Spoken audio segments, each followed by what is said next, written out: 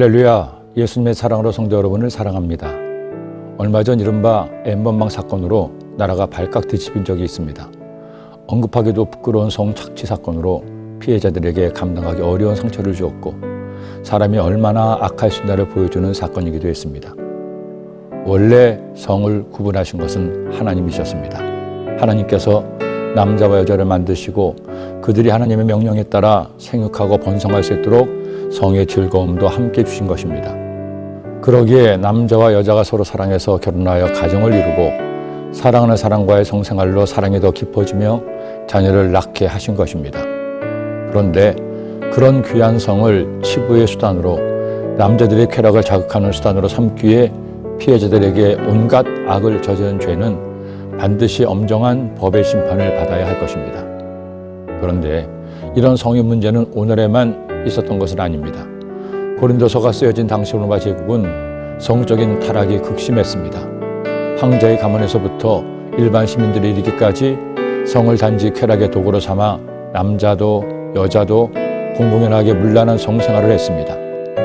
2000년간 화산재로 덮여있던 도시 폼페이가 발굴되었을 때 학자들이 놀란 것 중에 하나는 그 당시에 메추도라는 집이 발굴되었는데 그곳에 생생한 성적 그림들이 그려져 있었던 것입니다. 그러나 하나님은 이런 성적 타락을 죄로 규정하셨습니다. 인간이 원하는 성적인 쾌락의 욕구는 끝이 없어 절제하지 않으면 죄에 빠지게 되고 결국 가장 소중한 가정이 파괴되기 때문입니다. 그런데 고린도 교회에도 이런 문제가 발생했습니다. 너희 중에 심지어 음행이 있다함을 들으니 그런 음행은 이방인 중에서도 없는 것이라 누가 그 아버지 아내를 취하였다 하는도다. 교회는 그리스도인은 세상을 닮아가면 안 됩니다. 세상이 변한다고 세상이 달라졌다고 믿음이 인간의 가축이지니 달라져서는 안 됩니다. 이런 음행의 죄를 교회가 방치해서도 안 됩니다. 죄는 마치 누룩 같아서 마치 바이러스 같아서 다른 사람을 오염시키기 때문입니다. 그러기에 성경은 이처럼 말씀하죠. 너희는 누룩 없는 자인데 새 덩어리가 되기 위하여 묵은 누룩을 내버리라. 우리의 유월절 양 곧 그리스도께서 희생되셨느니라. 예수님이 십자가에서 죽으심으로 우리는 누룩 죄 없는 자인 의인이 되었습니다. 그러니 이제 다시 죄의 누룩으로 자신을 더럽혀서는 안 됩니다.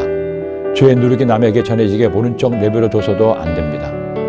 그러니 우리는 예수님을 믿으면서 항상 자신을 돌아보아야 됩니다.